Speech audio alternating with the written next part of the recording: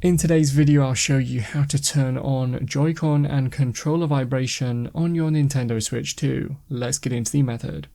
On the Switch 2 home screen, head to the System Settings app first, and then scroll down until you are in the section called Controllers and Accessories.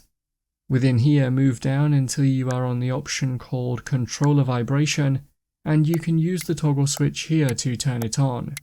You can read the message underneath the option for more information. That's how to turn on Joy-Con or controller vibration on your Nintendo Switch 2.